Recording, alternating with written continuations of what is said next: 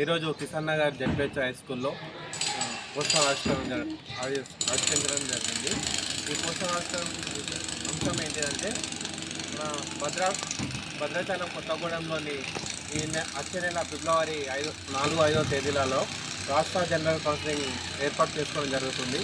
ఈ రాష్ట్ర జనరల్ కౌన్సిలింగ్లో ముఖ్యాంశాలు ఏంటంటే మతోన్మాద ఫాసిజం విద్యారంగంపై అంశాలు, మన ప్రొఫెసర్ అయిన లక్ష్మీపై అంశం అందించడం జరుగుతుంది. ఈ రాష్ట్ర జనరల్ కౌన్సిలింగ్కి మన విద్యార్థుల తరపు నుంచి అధిక సంఖ్యలో వచ్చి ఈ రాష్ట్ర జనరల్ కౌన్సిల్ని విజయవంతం చేయాలని కోరుతున్నాను.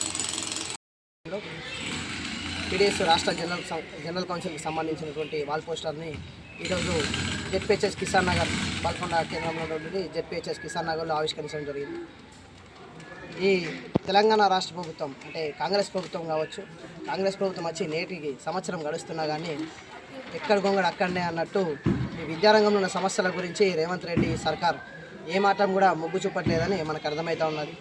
ఇప్పటి వరకు మన విద్యాశాఖ మంత్రి లేకపోవడమే దీని ఒక ప్రధానంగా తీసుకోవచ్చు మనకు అర్థమవుతూ ఉన్నది.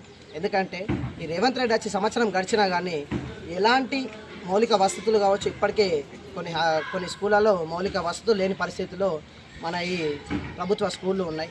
వెంటనే రేవంత్ రెడ్డి స్పందించి ఈ యొక్క తెలంగాణ రాష్ట్రంలో ఉన్నటువంటి విద్యారంగంలో ఉన్న సమస్యలన్నింటినీ పరిష్కరించాలని మేము పీడీఎస్గా డిమాండ్ చేస్తున్నాం.